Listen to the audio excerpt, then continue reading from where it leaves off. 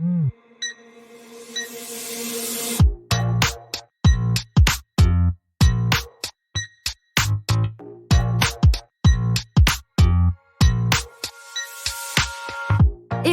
et bienvenue sur le podcast Réveille ton bise. Je suis Justine, je suis mentor podcast et business. J'accompagne les entrepreneurs à développer un business qui leur ressemble grâce au Human Design et sans prospection grâce au podcast.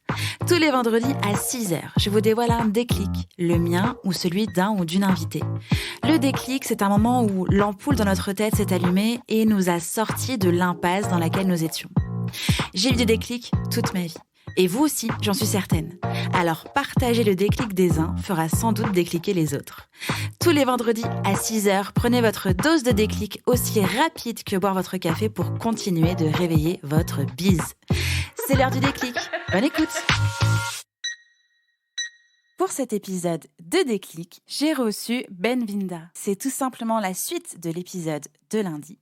Et je lui ai demandé de nous partager le déclic qu'elle a eu dans sa vie, qui a changé quelque chose et surtout qui lui a permis d'être la personne qu'elle est aujourd'hui. Je vous laisse découvrir son déclic.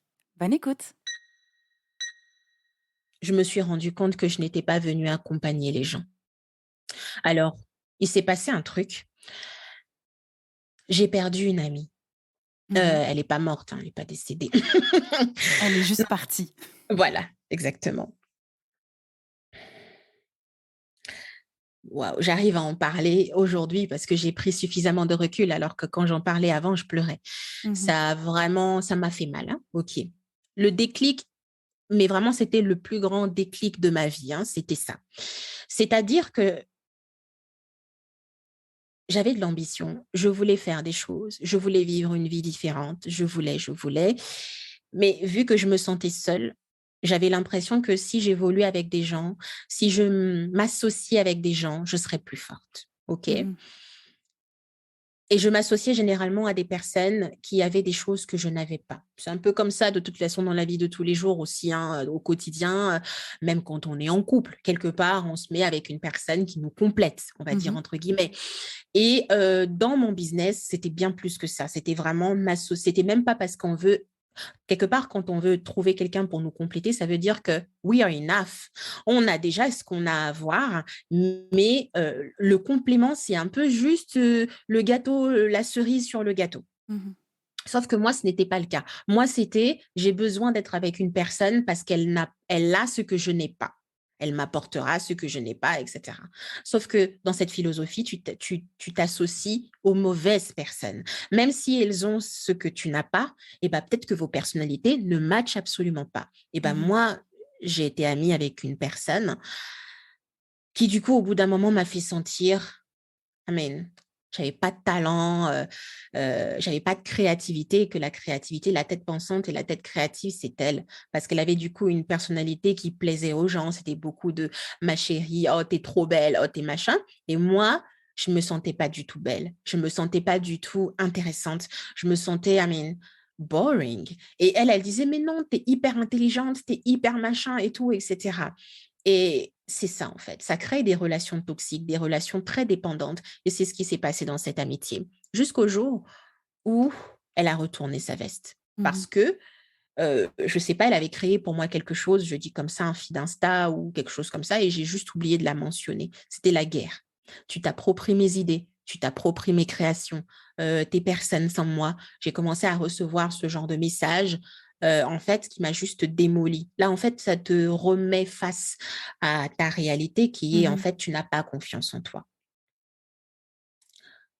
Et ça m'a tellement fait mal, ça m'a brisé dans mon ego, dans tout, en fait. Ton Et au bout d'un identité. moment, exactement. Et le déclic, en ce moment-là, c'était, je suis capable.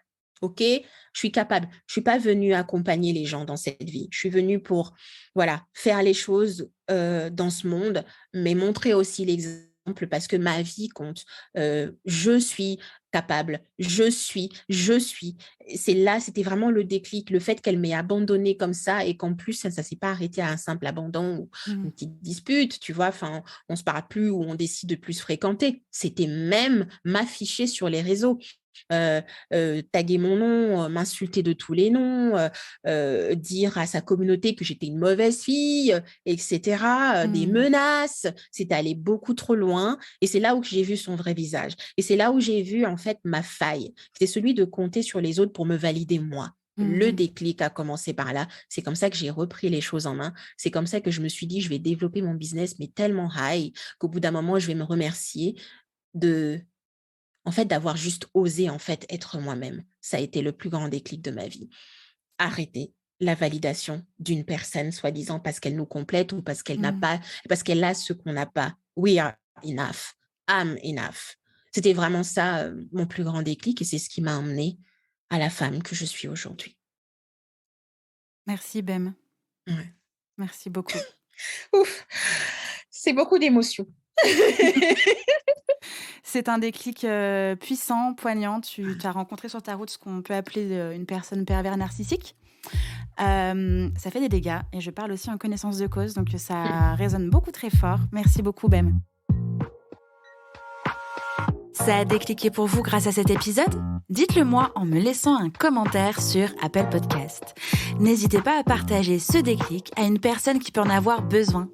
Retrouvez l'ensemble des informations du podcast en description de l'épisode, ainsi que sur le site internet www.justinarma.com. Si vous souhaitez partager un déclic ou participer au podcast, rien de plus simple, écrivez-moi à l'adresse hello@justinarma.com. Abonnez-vous à Réveille ton Biz pour ne rien rater sur votre plateforme d'écoute préférée. En plus, ça m'aide à rendre visible le podcast et à le soutenir. Je vous souhaite une belle fin de semaine et on se retrouve vendredi prochain pour un nouveau déclic. Ciao, ciao!